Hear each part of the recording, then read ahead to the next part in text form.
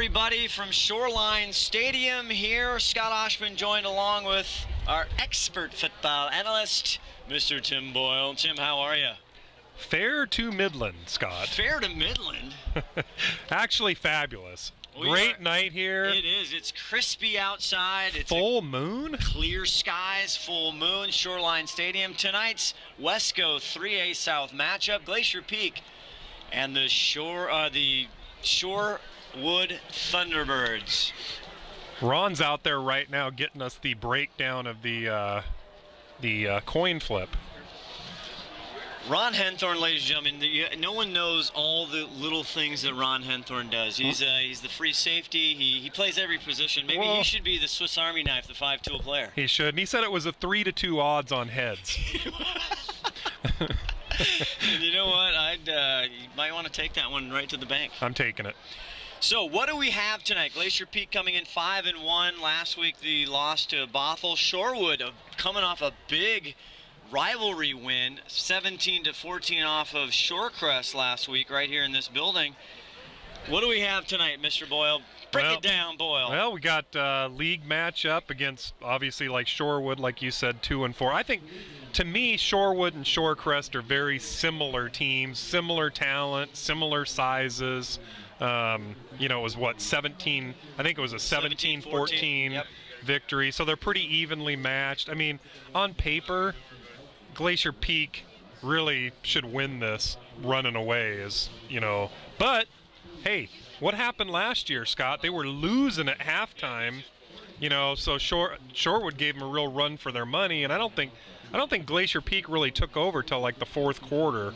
No, they had to come in. It was everyone wanted to be a fly on the wall in that halftime meeting with Coach Rowe, and we talk about that here coming up on the Mongo's Coach Rowe show. But it might have been the fourth quarter. You're right. Third quarter they started coming out a little bit, but then it was the fourth quarter. And it was, I think if I remember right, it was senior night that week. And we're gonna kind of do a senior night tonight. Oh, it is? Okay. Peak. You're gonna see starting a lot of seniors again. Welcome, everybody. Scott Oshman along with Tim Boyle to the Wesco Septic pregame show. Tonight, our matchup, Glacier Peak, traveling all the way down here to Shoreline Stadium against the Shorewood Thunderbirds. Again, want to thank Wesco Septic, awescoseptic.com, or call them at 888-488-5588.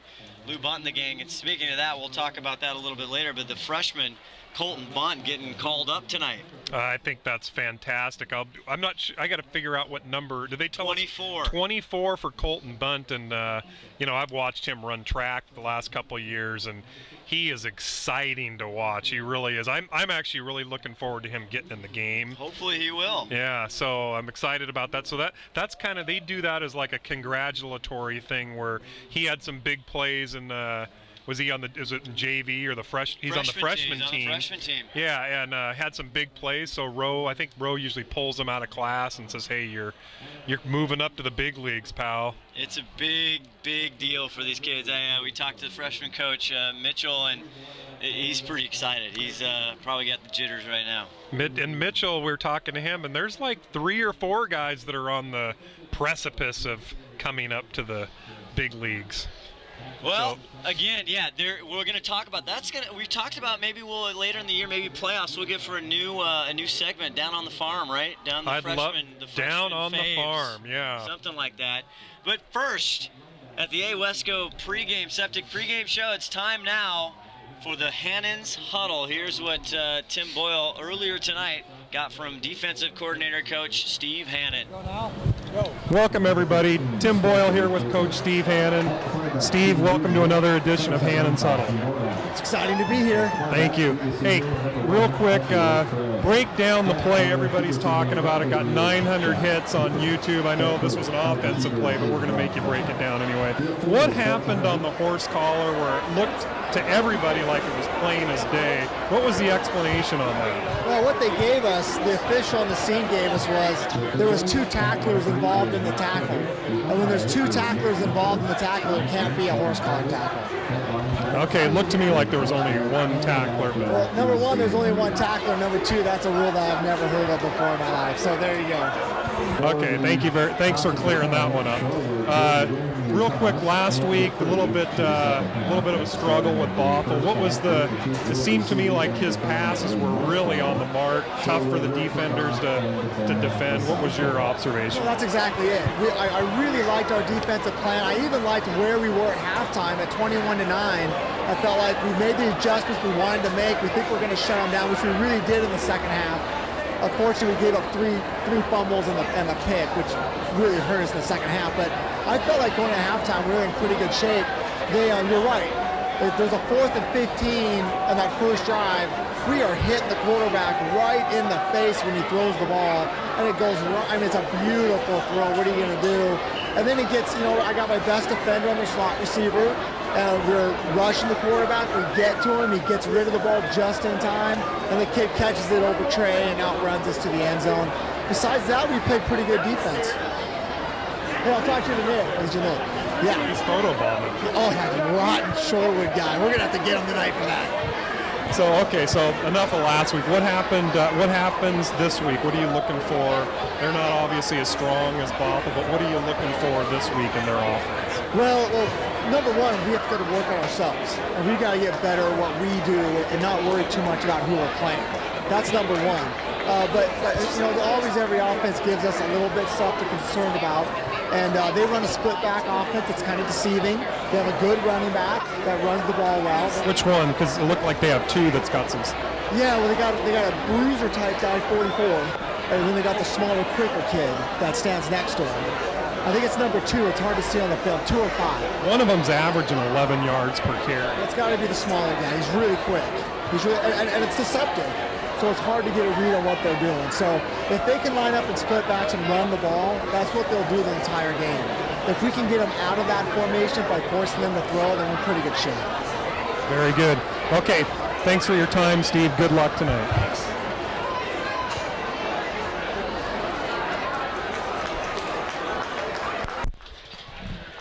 Always good to hear from Coach Steve Hannon. We want to go down to Ron Henthorn here on the AWESCO Septic pregame show. Ron, let us, what happened there with the coin toss?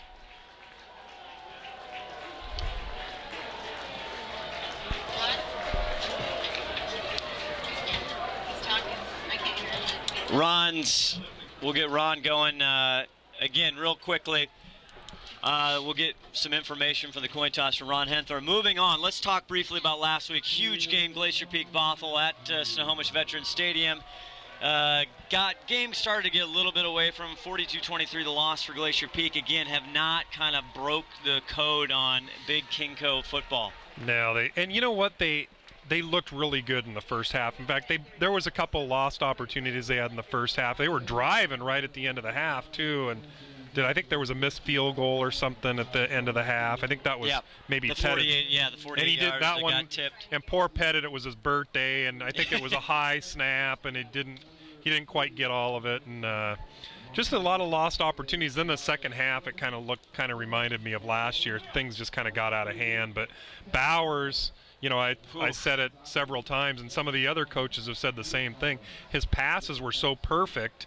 And, I've said this before, too, a perfect pass will beat perfect coverage every single time, Well, and when the expert analyst, Tim Boyle, when he says that Ross Bowers is the best he's seen, it means something. I mean, I was kidding. You had a bromance. It was like a crush. You were drooling here in the press box last week.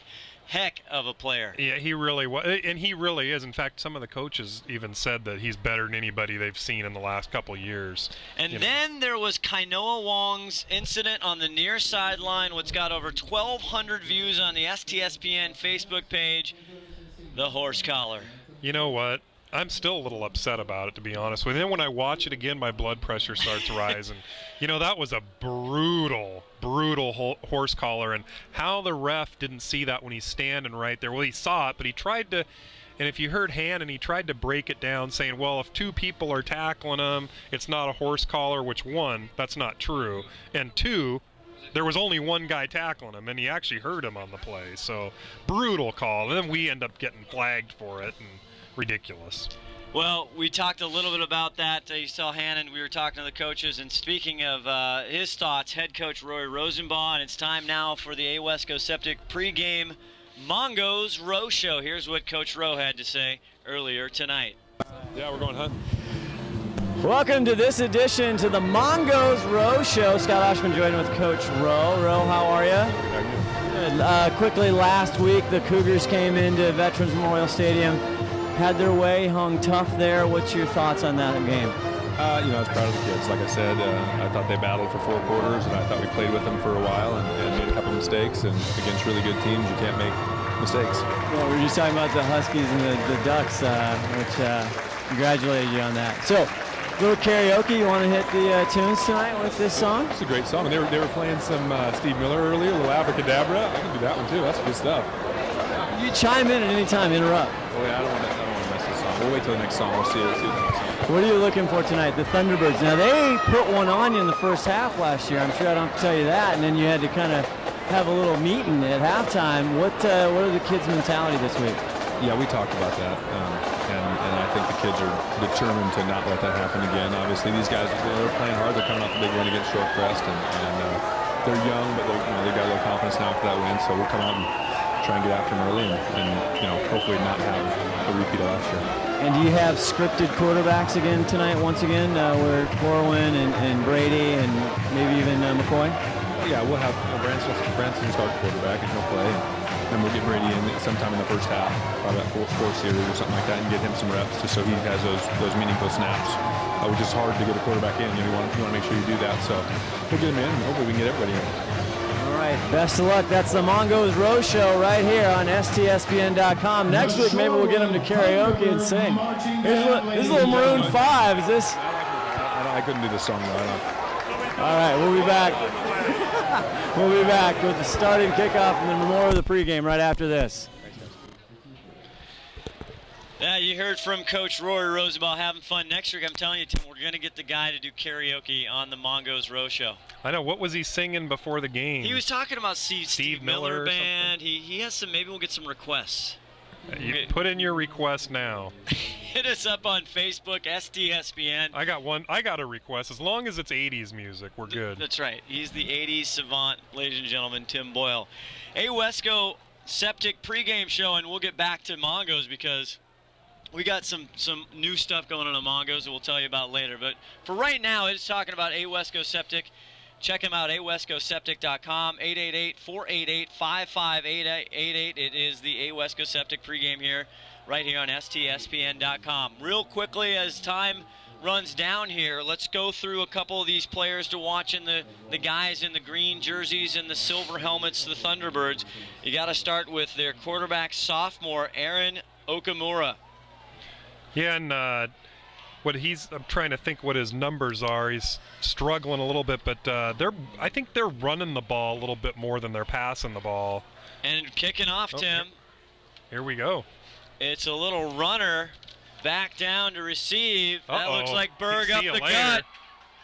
Down to the far. Now he looks for room on the left side, but stays right down the center of the field. A huge run back by Jake Berg as he's congratulated. Well-deserved.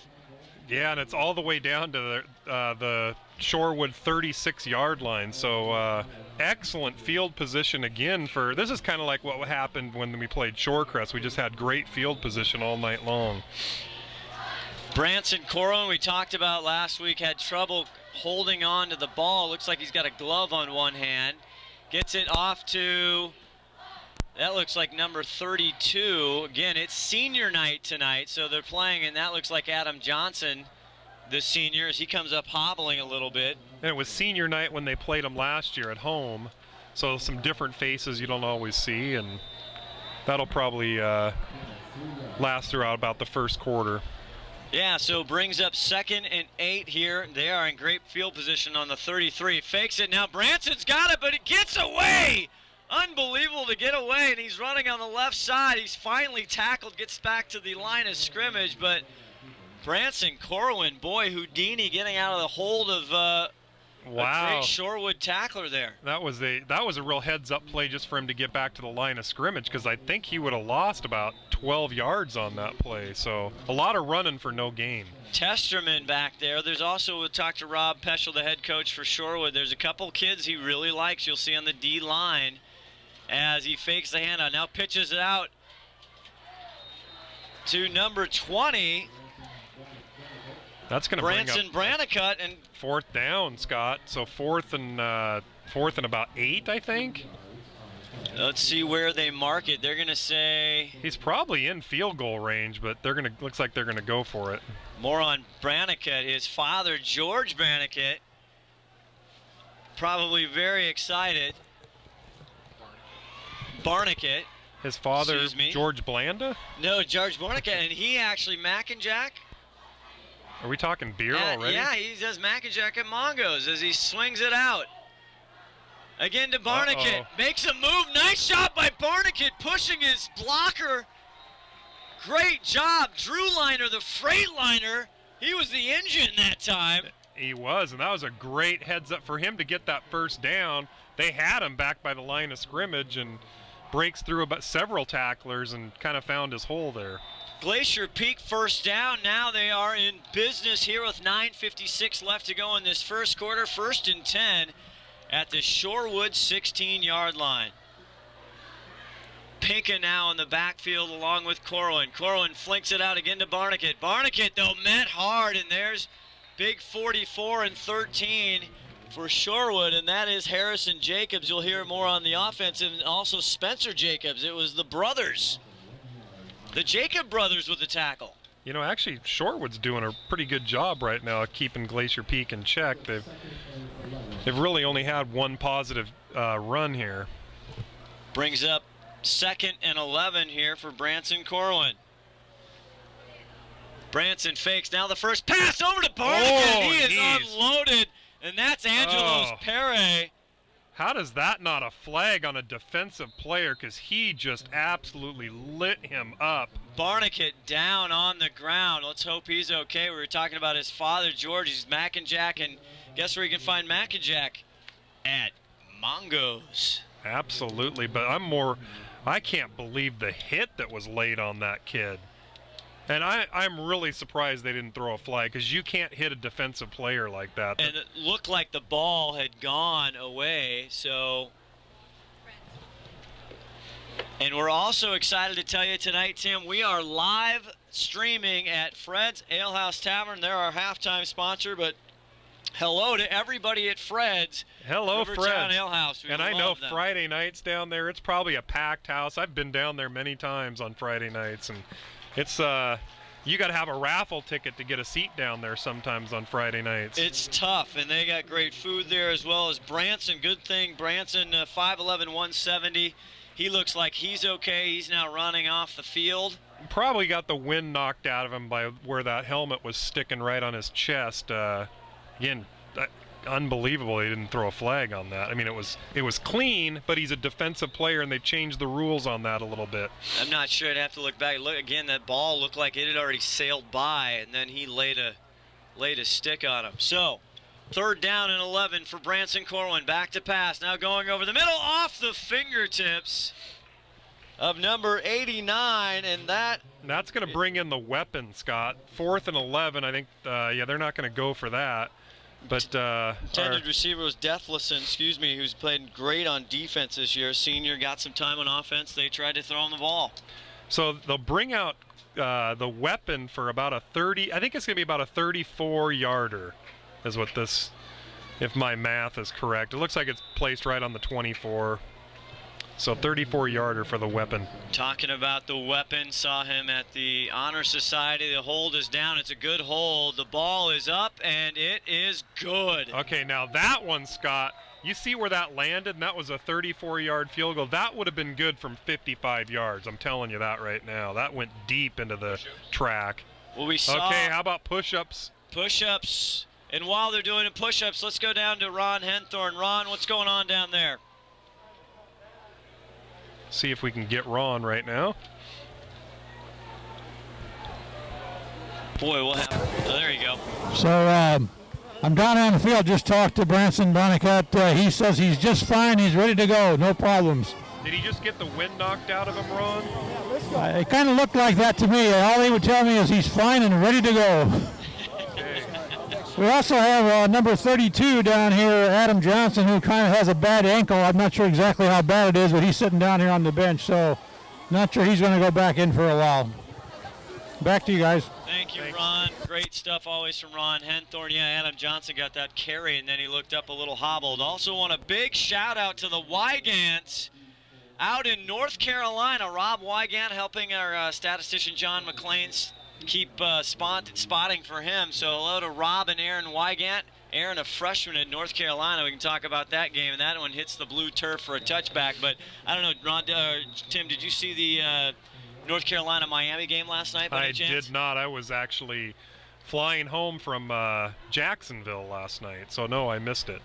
Great game, actually. Miami ranked, North Carolina not ranked, turn around the program. It had them, but Miami came back to hold on. I think 27-23, something like that. Rob, you can text me if I'm wrong on that score, but always good to have everybody around the country. Scott Oshman along with Tim Boyle there, STSPN. Here's our first look at Aaron Okamura, the sophomore quarterback. Empty set. Okamura going to the air. Ooh. Almost intercepted by the thief. Very trying close. to go to number 7, Boyston Vordahl. Trying a little screen pass, but Trey was playing right up on the line, giving him no respect there. No cushion at all. Boy, the thief, I think he's hungry on defense. He needs a little picking, doesn't he? He's ready for a pick six. He's had a couple close calls on some pick sixes, and I think he's just on the cusp of one. Kainoa Wong, we'll talk about again the horse collar. He's on the near side, 2nd and 10. And you'll see Angelos Perry now, their featured running back. And Perry gets the ball, their leading rusher. And he's only going to get 3. It'll bring up 3rd and 7. Yeah, there's some small guys out there on Shorewood. If you look at, they got some guys that look like they're about 5'4". Yeah, Perry, not a huge kid. Angelos Perry, 5'6", 165 pounds. 5'6" is pushing it, I think. With the helmet, maybe. Did he, he's the same person measuring him as Kainoa Wong, right? Correct. 3rd and 7. Audible, looks like an audible on the line for Okamura. Again, just a sophomore. Trips left, interesting formation. Over the middle, it's caught, complete. Not enough for the first down. Yes, it's going to be about a half a yard short, maybe. Depends. See, kind of. Now the ref made the right spot there. About a 1.5 feet short, maybe. Kopech with the reception. He's a junior, 6 foot. He comes in tonight with 2 receptions, 35 yards. It looks like they're going for it. They're going for it Wow. from deep back there. Now, sometimes they actually just punt the ball away, so we'll see what they do. But it looks like they're going for it. 4th and 1, Rob Peschel. He gets the big fella, he hands it off, and he's got a Shorewood Thunderbird first down. Gutsy call there by Shorewood. And that's Isaac Whitaker, 6'2", 210, sophomore running back. I actually like the call from the coach because they're not going to get a lot of opportunities, I think, tonight. And they don't want to just give them the ball back and have Glacier Peak go down and score. So why not just go for it? I like it. Rob Peschel, great guy, done a tremendous job with, again, challenging circumstances as far as just pure numbers, Tim. I mean, you're just trying to get as many kids out. Yeah, you're right. Perry now, Okamura is complete again to number 10, Reed Kopech. And back to your last point, you're right about some schools just don't get a lot of turnout on the football field. They're just not a football program, and he's trying to change that. But you look over at the sidelines, you look how deep Glacier Peak is, and you got about 10 subs over there. And again, just like Shorecrest, last time we were here 2 weeks ago, Brandon Christensen, some of Rob Peschel's biggest players are hurt. He cannot afford the injuries, and he's got some big ones. 2nd and 7 now for Okamura. Plenty of time reading a book. Now he rolls to the right. Now he's going to take it himself. Not a lot of running stats, and there's Logan Coleman to whip him down, a gain of 1. He actually fumbled that ball, too. Luckily, it kind of rolled out of bounds, but you're right. He had all day back there. Looked like the Oregon quarterback last Saturday. It did a little bit. Mariota, phenomenal player. I mean, unbelievable quarterback. They might be playing in the national championship this year. Certainly could. Big game they got, though. Oh, yeah. 3rd and 6 from their own 36. 6:02 left in the first quarter. No score. Okamura over the air and almost again. Oh, and I see a late flag coming out. I don't know what they're going to call that because Trey Chambers, that was clean defense there. So see what they're going to call. Well, Trey Chambers, the thief, I'm telling you what, he was almost nabbed one more time off his hands, but there was 33 Brock Just, another senior again at senior night, so a lot of the seniors getting a lot of playing time. No, they did call pass interference. I'm not sure who it was on. I don't think it was on Trey. I think it was on Brock Just. But if you want to see the replay, you can always go to STSPN.com later this weekend, usually around Sunday. Todd Elvig, our executive producer. Okay, wait, he's going a little bit too far because that's... Now, they were on the 36-yard line. But it's a spot foul or 15 yards, whichever is less. Well, they're now at the Glacier Peak 49. Okay. Well, we were just talking before the game about officiating. Okamura hands it to Angelos Pere. He skids up. He gets tripped up, I think, by his own guy, actually. Again, the reffing was the officiating was pretty good till about game 4 or 5. And then there was a lot of questionable calls, and obviously last week you had probably the most questionable call I've ever seen in a high school game. The horse collar that just wasn't called.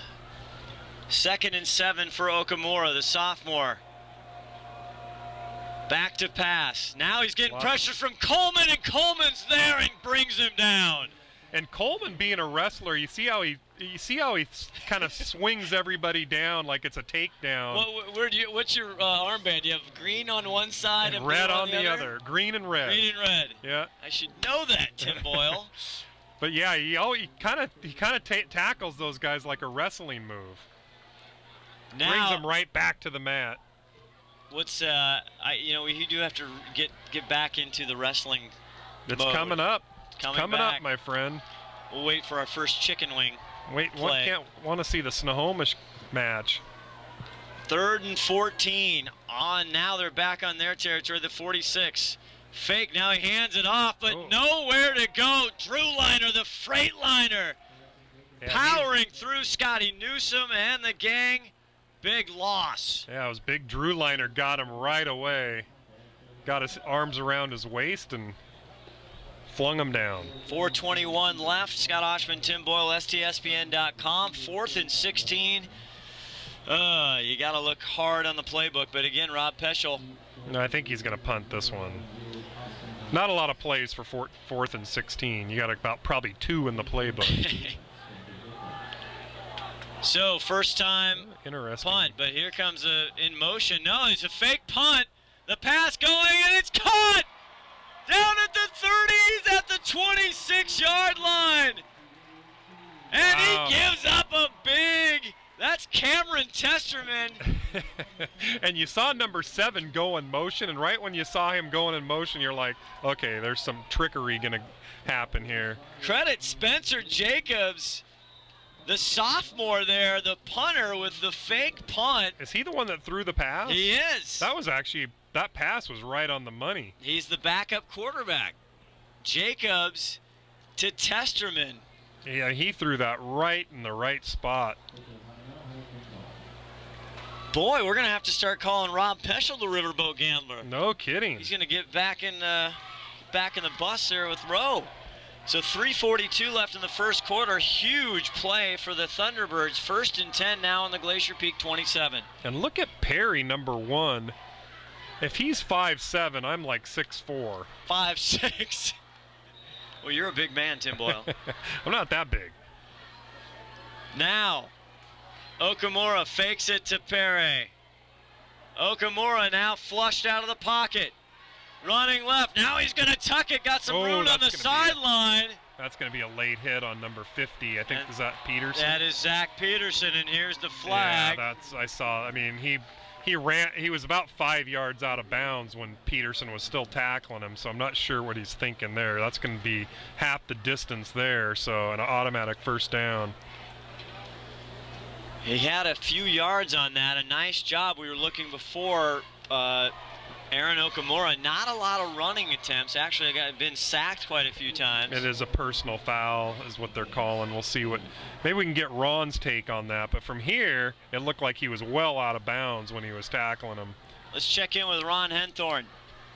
Lucky you guys, I was standing right down here when he went out of bounds. He was at least 5 feet or 6 feet out of bounds when he got hit. In fact, knocked number 6, the bald boy over here, off the field. So, but he's all right. He's ready to get back in there and take his game back. So now, thank you, Ron. 1st and 10. Now at the 11-yard line, 3:25 left to go in the first quarter. Glacier Peak with a 3-0 lead on a 34-yard field goal by Spencer the Weapon Pettit. Jacobs, Harrison, 44 in the backfield. Under center, bobbled snap. The ball's down, and I think Okamura has it. Yep. Some kind of broken play there. They were lucky to get the ball back. Didn't actually quite see what happened. I think it was just a fumbled snap. Yeah, I had it. They just did not get the transition. He was under center and didn't quite get it to go, and that's a loss for them. They were at the 11. Now they're right up, snugging the 15-yard line. They need to get to the 2 for a first down. Clock ticking, 2:50 left. Now motion. Okamura pitches it back to Jacobson. Now he's got some space on the right side, but it closes quickly, and that's Coleman. Coleman just laid a hit on him, too. Just lowered the shoulder and didn't really try to tackle him, just wanted to put a lick on him, but it was a good hit by Logan. Tim, also senior Dakota Zelmer, who's been in the program for many years, does a great job. He's played running back. He was also a big part of that tackle out of bounds. Yep. Leaves him now 3rd and 11 at the 12-yard line. First quarter action here from Shoreline Stadium. Aaron Okamura.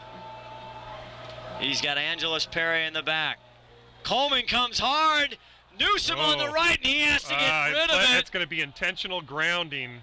He wasn't out of the pocket, and there was nobody out there. I'm almost positive that's going to be intentional grounding. So they're going to lose.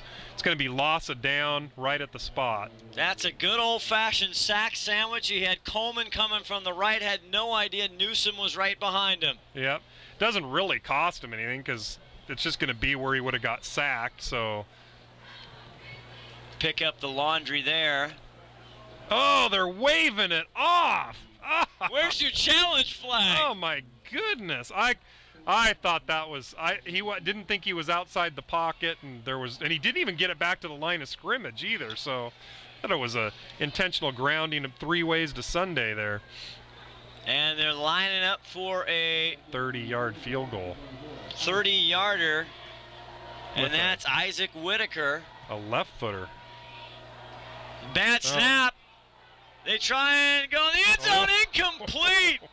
Oh my goodness, they've every trick in the bag tonight. Warren Cho. I don't know that one was planned. I'm not sure if that was just a bad snap and he picked it up and ran. I'm not sure if that was planned or not. Warren Cho, the holder, is a senior. He gets the snap. You're right, it was a low snap. He bailed on it very early, though. He did. It may have been planned. Oh, unfortunate for Thunderbird fans because they had an opportunity to get 3 on the board. Oh, they were knocking at the door to take the lead possibly from where they were. Yeah, they had first and not goal, but as Branson hands off to Pinka. Pinka's spinning in the dishwasher there, but he'll get finally spit out down to the 17. You know, at the beginning of the game, I said Pinka and Darling were probably going to have some big games tonight, but Darling's a junior, right? So Darling is a junior, Pinka's a senior, correct? They're at senior night. I think Pinka's going to get more of the snaps. Here we go again.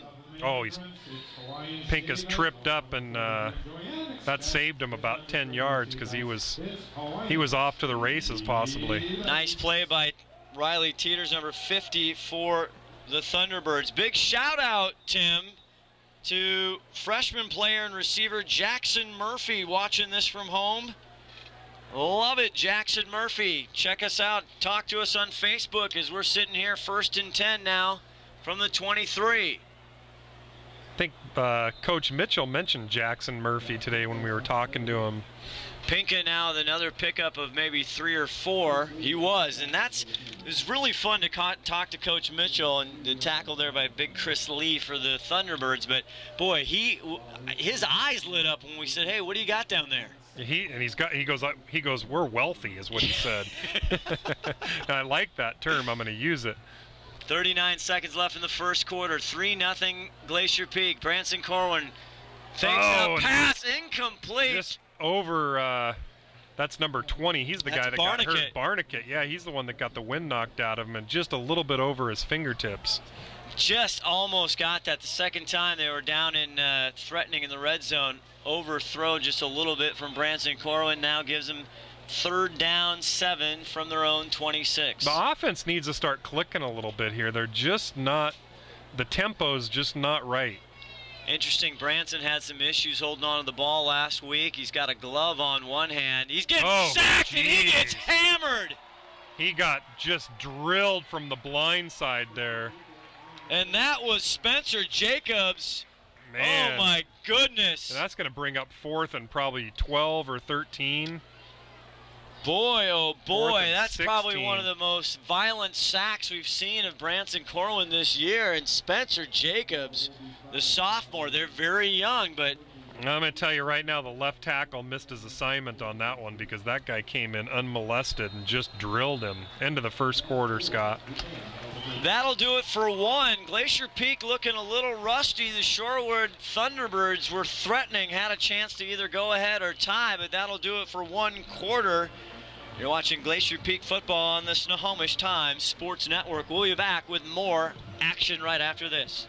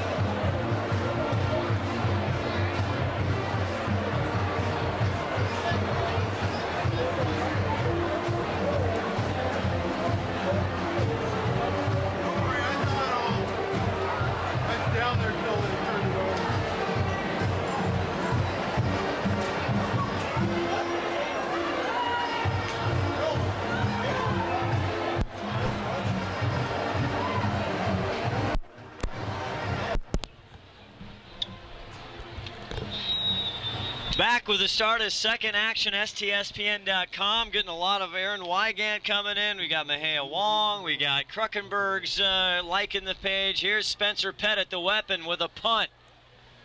And this one will push back Angelo Perry. Bouncing. He picks it up. Last second move. Ooh. Runs out of bounds at the 42, Angelo. We almost got another late hit out of bounds. He was about 4 feet out of bounds, and number 13 came up and checked him a little bit. Well, you got to check the brakes out there. It was kind of a lacrosse move there. Was clever play by Angelos Perry, though. I wasn't expecting him to pick that up. A little gutsy. Angelos coming in 68 attempts here, 207 yards. Not big average, 3 yards per carry. He's got 8 receptions, 33 yards, and 4 touchdowns. We'll get his tonight's stats so far. But 1st and 10 from their 43. Aaron Okamura, the sophomore, hands it off to Jacobson. No, that's Jacobs. Check that. Nothing doing there. Good push by the defensive line. Right back to the line of scrimmage at best. So let's look up. We got Josh Pinka there on the outside linebacker. We got Holloman, Drew Liner, and big Josh Elvig there on the right side with Coleman. I think that's Mo. That's big Mo Fafita, on the center. So 2nd and 10 here. Okamura, Jacobs. Now he's going to go to pass. A little hook and ladder. And Angelo, though, read well and covered by number 1, and that is another youngster, Dexter Carter, the sophomore, on the tackle. Oh, I thought it was Austin Hines that actually got him. Oh, that was not number 1? I think it was Austin Hines, number 11. You're right. Excuse me, number 11. I was excited to get another sophomore in there, Dexter Carter. Well, we'll give him credit for it anyway. His time will come. I think I see him on the sidelines, but we'll give him credit. All right. Eagle, see, I got binoculars and you're seeing better than me. 3rd and 15 from the 38. 10 minutes, 30 seconds left to go in this first half. Motion for the Thunderbirds. Okamura. Now he goes downfield. Incomplete over the intended receiver. And on the play, Dakota Zelmer was trying to get a pick. And Dakota Zelmer almost had that, but Dakota's getting his name called a lot. Now he's coming out now. But it's 4th and 15, so. They got the regulars. They got the hitman, Justin Guffey, out there. They got Kainoa Wong out on the right side. Is that Kainoa? Is that Kainoa? On the far, I think I saw him running out. Oh, it wasn't. I think it's Austin Hines, I think. No, on the far side. Is Defender. Oh. Come on, you're killing me, Boyle. This is Austin Hines. I was talking about on defense. Oh, that's going to be a flag on. Hines is still on his feet. Now he's not, and he gets up to the 35. What happened there, Tim? Kainoa Wong hit him in the back. Clear as day. But both refs threw their flags with authority. They were all over that one. Yeah. So that's going to come back a little bit. It's actually going to come back. The spot was at about the 25, so I think that's going to go back to about the 15. Yeah, he got up close to the 30. And always want to tell, 10:08 left to go in the second quarter. We'll see what they assess here and where Glacier Peak's going to start this. But always, STSPN's coverage of Glacier Peak football brought to you by WescoAthletics.com. Check out the Game Day app. Anything Wesco, 4A, 3A, any sports schedule, anything you want to know, check out WescoAthletics.com. Also by McDaniel's Do-It Center in downtown Snohomish. And not too far from there, one of our other favorite places, Tim, Snohomish Bakery. Buy local. And by the way, if you're going to comment on Facebook, let us know where you're listening from. We always want to know where our listeners are out there. Enjoying the game from Chapel Hill, North Carolina. That's the Wygants again. Branson hands off to Pinka. Pinka up the middle. Now he takes the green guys for a ride all the way past the 20. And he got about 6 or 7 yards after the initial contact there. Wow, a little beast mode impression there by Josh Pinka. That's what the weight room does for you. Josh Pinka doing a great job this year. Hurt earlier in the year, but making up for lost time. 2nd and 3, that's the down and distance you look for. Hines in motion. Fakes it to Pinka. Corwin back to pass. Got an open receiver, and it's caught by Kainoa Wong at the 37. And a great move by Kainoa. Had to come back for that. And we were kind of talking about that earlier. The receivers need to go after these balls because, you know, there's been a lot of balls that aren't on the mark, but they got to go find them. Very good job, and a good job connecting. Big first down. Branson now pitches it out to Wong. We saw his footwork last week. Now he's tried to stiff arm, but he'll get up past the 40 to the 42. Kainoa Wong, a creative he's hard runner. To tackle. He needs to be on the wrestling team himself. The way he's just squirmy and wily and aggressive, and they need to get him going on the mat. 2nd and 6 now on their own 42. 8:58 left to go in the second quarter. Pinka in the backfield. Now Wong in motion. Fakes it to Pinka. Branson goes back, and it's caught by Hines into Thunderbird territory at the 38-yard line. Nice throw right on the money. Hit Austin in stride. We need to see a little bit more of that. Austin Hines getting a good reception. Branson Corwin, good to see him clean passes, good connections. Exactly. Now the offense starting to march down, only up 3-0. Haven't hit a touchdown yet. Uh-oh. Fumbles the snap. Corwin has to go ad lib, and he's taken down a big loss at the mid-stripe, the 50-yard line. Wow. Yep. You know what did it right there was the fumbled snap, and that kind of negates that whole big catch by Austin Hines we just had. So they got to get that. They got to figure that out. I don't know what's going on back there, but just too many bobbled balls back there. Testerman doing a great job for the Thunderbirds, number 18. Again, the guy who caught the fake punt for the first down on the tackle there. Leaves him now at 2nd and 19. Branson over to Wong, has to spin but catches it. Now he's looking for some room. He gets up, positive yardage. And that was all Kainoa back. He caught that in the backfield. And, geez, he got, about 14 yards back out of that. Nice pickup by Wong. Now, Wong's a squirrely little runner that he's just hard to grab, and he's so aggressive.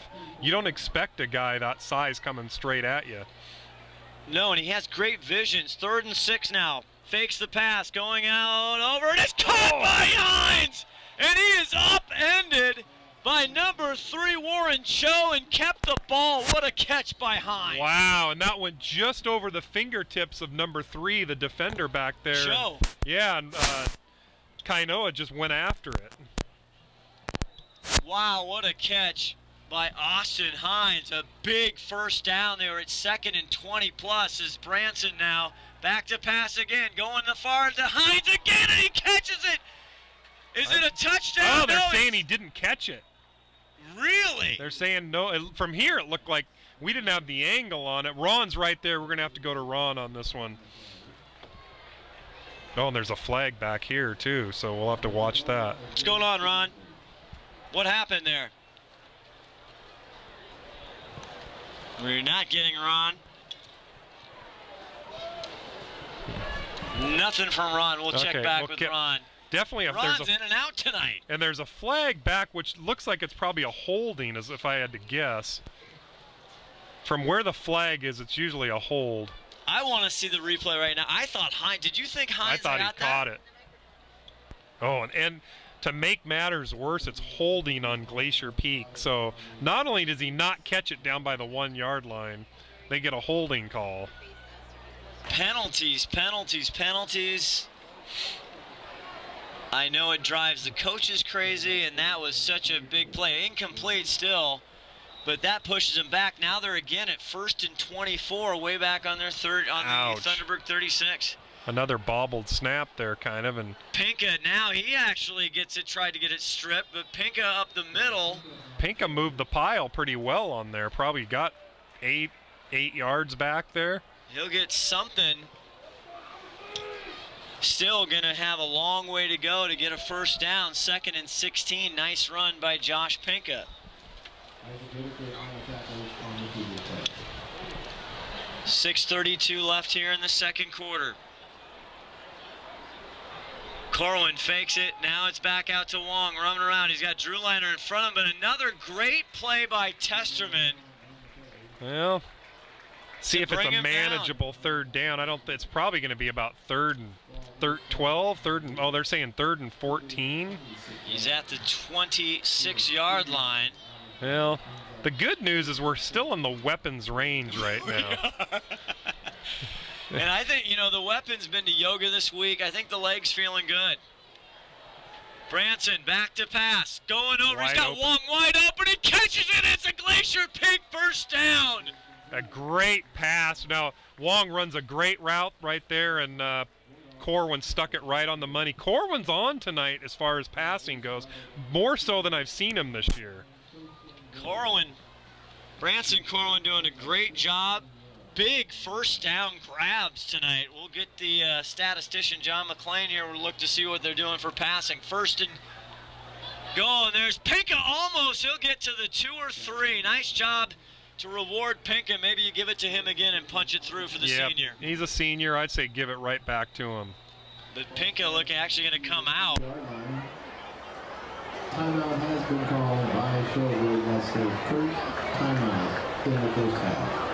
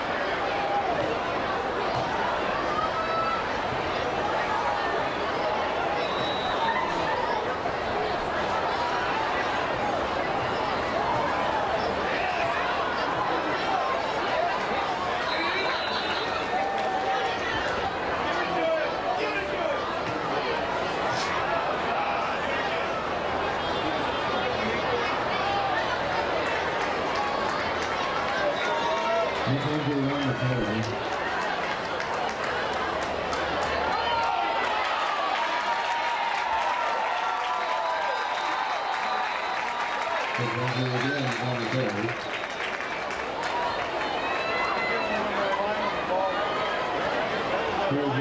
The tackle by Isaac Whitaker. Ball is spotted on the T-Bird 2-yard line. 4th and goal. Grizzlies.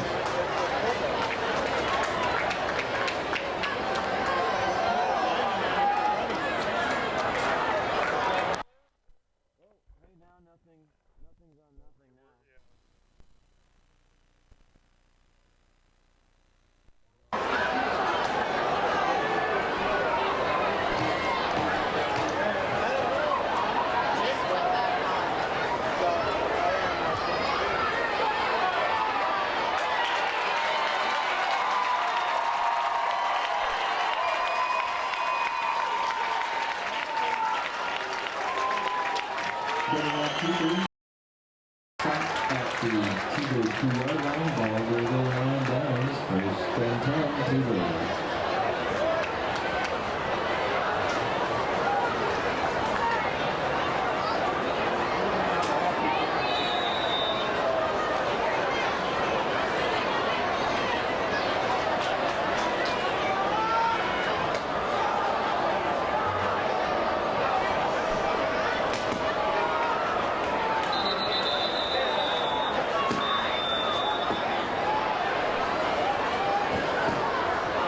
Timeout has been called by Shorewood. This is their 2nd timeout in the 1st half.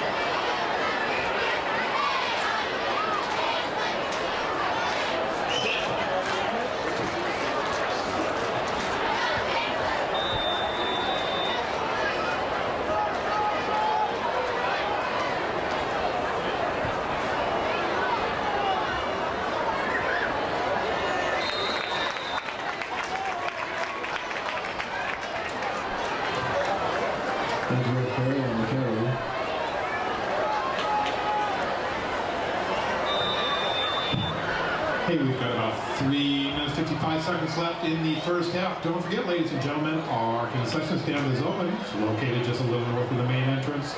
Sponsored by our good friends with the Kiwanis Club. They're our friends, they're our buddies. Don't forget about that concession just a little south of the main entrance. You know it. We've got it.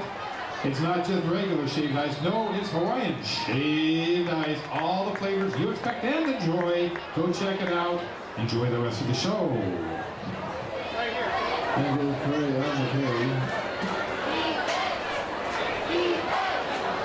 There it goes. Oh, there we're back.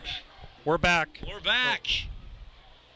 Wow, ladies and gentlemen, we got clipped audio cable there or something, but boy, a lot happened while we were gone that you could see. We'll go back to explain that. 3:05 left to go in the 1st half. Scott Oshman along with Tim Boyle, STSPN.com. Okamura now pitching it to Perry. Angelos not going to get the 1st down. That was 3rd and 6.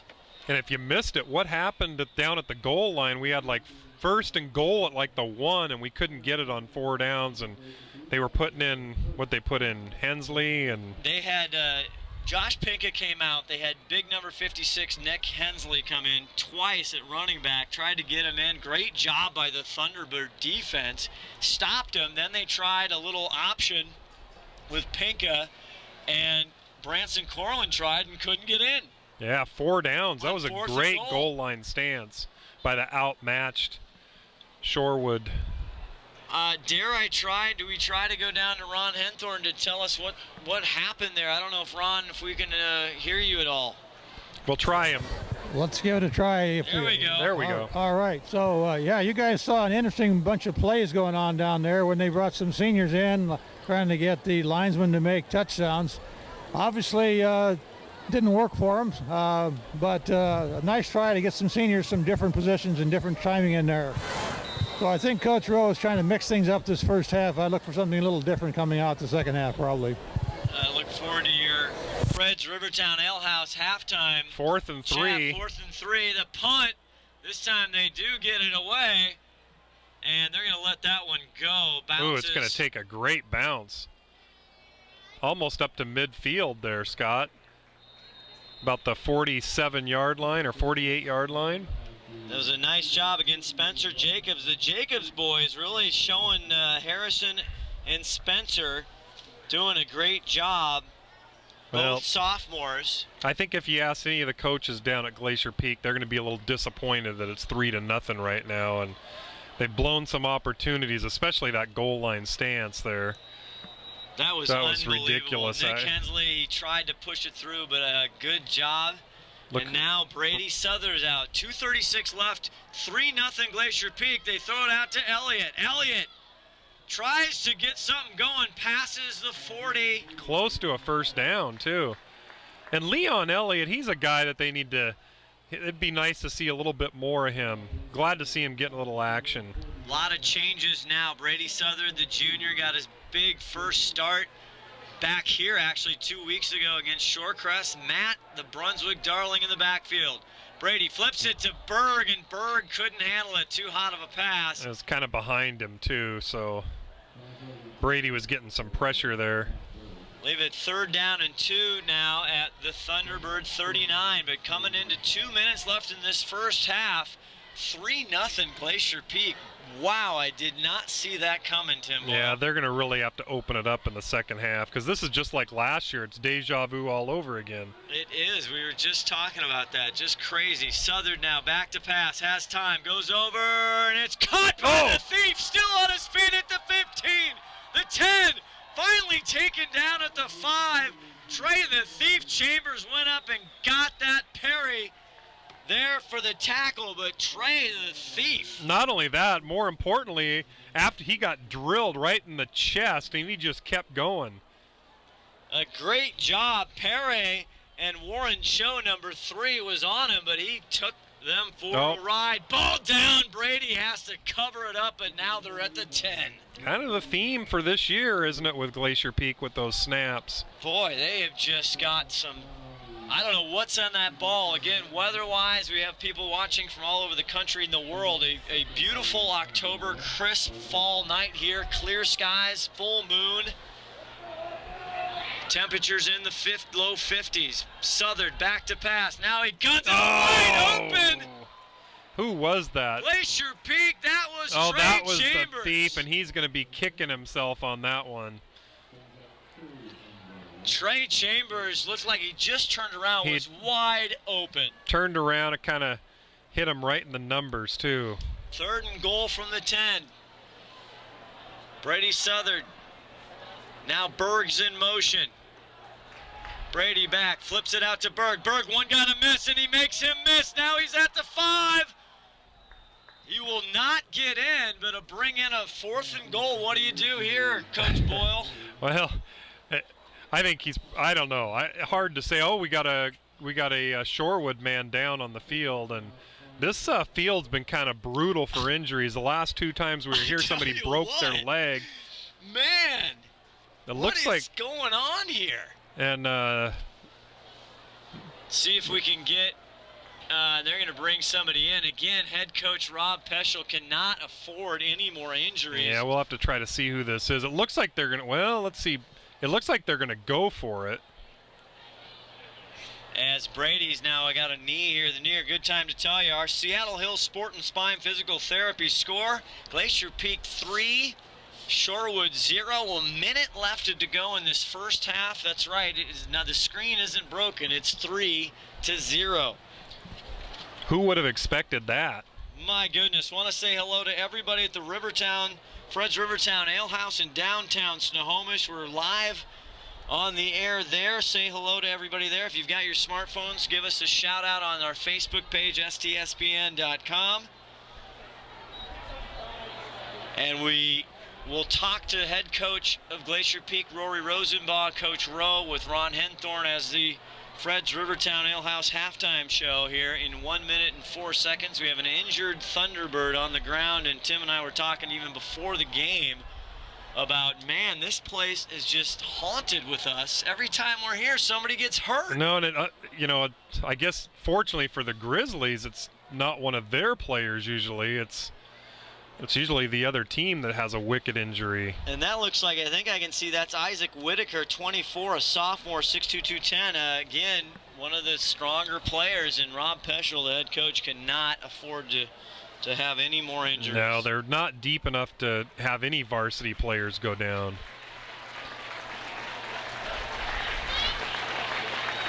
So that player is up, which is a great sign. Oh my goodness, 4th and goal at the 3-yard line. Again, Glacier Peak was here just moments ago. We had some audio issues from the mic for Tim and I, but they tried Hensley. Now they've got Darling. Darling's in there, I like it. The Brunswick.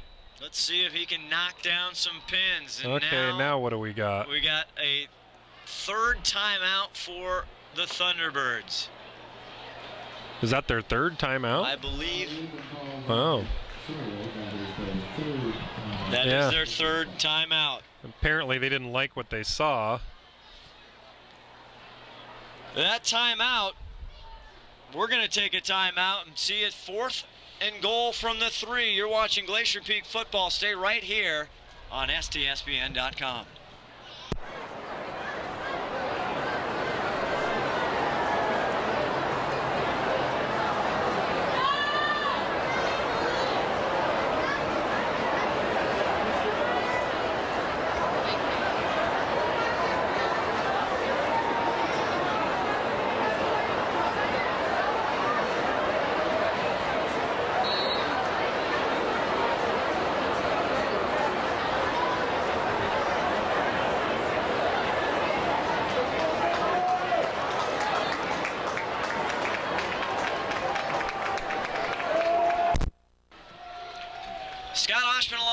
Expert analyst Tim Boyle live from Shoreline Stadium here. 1:04 left to go in the first half. Glacier Peak knocking on the door. 4th and goal at the 3. Brady Southard, Berg in motion. Back to pass, getting tons of pressure, goes over. It's knocked down by Joe. He was going for Chambers. It was number 3 on number 3. Denied for the 2nd time. And this is the half of lost opportunities for Glacier Peak, and they're really going to be a fly on the wall again in that locker room. But boy, they just can't get the ball over the goal line. You got to give a lot of credit to the Thunderbirds. Underempowered, undermanned. Their front line put a heck of a push on Brady Southard. He threw that ball maybe just a second before he wanted, where Trey just wasn't cleared yet. He was getting a lot of pressure there, and a little bit, Glacier Peak's not quite executing the way they should be, obviously. 1st and 10 from right up against their goal line, and Angelos Pere gets out to the 7-yard line. Good carry for him. It'll be time for about one more play here. Again, the Thunderbirds using their last timeout moments ago. 41 seconds left on the clock. Stay tuned for our Fred's Rivertown Alehouse halftime show. We'll have Ron Henthorn talk to head coach Rory Rosenbaugh, get his thoughts. Interested to see what he says. 2nd and 6 now is time running out. Okamura hands it right off to Pere, and Pere gets up a yard or two. Not again. Yeah, he's staying down. He looks like he's a little shaken up on the play. He's slow to get up. Oh no, that's not him. That's 18. Testerman. Well, that's going to do it, Scott. And I'll tell you what, if you'd ask Shorewood's coach if he'd take 3-0 at halftime, he'd take that any day of the week. Now we'll look to see Ron Henthorn's going to try and get Coach Rowe, but I think Coach Rowe's got some conversations going on. We'll see if he can get him. Who's he going with here? There's Coach Rowe. Here's Ron Henthorn with Coach Rowe. Ron? Okay, down here with Coach Rowe. Coach, we're a little surprised at the score, as you probably are, and a little bit of gambling on your part down there. Tell me about it. Hey, you know what? Those guys are working their tails off. They're playing a great game. They came to play. We're going to have to step our game up, if we're going to get out of here with a win tonight. Well, you expected a couple of those to be scores, I bet. Yeah, you always expect your guys to execute. They did a great job making plays. Give them credit. So you got some seniors in there doing some extra special things. Is that going to happen in the second half, too? Oh, we'll just keep playing. We'll see what happens. All right, Coach. Thanks for seeing the second half. Yeah. Back to you guys in the booth, guys. We'll see you at the second half. And I'm not a psychologist, Tim Boyle, but I don't think Coach Rowe's a happy camper right now. No, he seemed actually calmer than I thought he might be, but I don't think he's very happy. I don't think he's extremely worried. But again, this is very similar to last year, but 3-0, and with all those opportunities, when you got first and goal at like the 1 or 2 yard line with a team like Glacier Peak against Shorewood, you gotta come through. And then they had it again. They 4th and 2 or something, or 4th and 3. Doorstep twice, coming down. Again, some stats here for halftime. Rushing, 19 carries for 41 yards. Pinka leading the way with 34 of those. We talked about Branson Corlin throwing the ball well. 6 for 9 for 82 yards. And Wong right now, the leading receiver, 3 catches, 47 yards, 130 total through the air for Glacier Peak. They're doing not a bad job. They're just not able to punch it in. Yeah, and Wong always gets his, they always give Wong the little short little passes, and he's got to get his yards the hard way. He's got most of his yards after the catch. Well, give credit to that Thunderbird defense, and it'll be interesting to see what happens. It's the Fred's Rivertown Ale House halftime show. Glacier Peak 3, Thunderbirds 0. You're watching Glacier Peak football on the Snohomish Times Sports Network. We'll be back a few minutes right before second half action. Stay with us.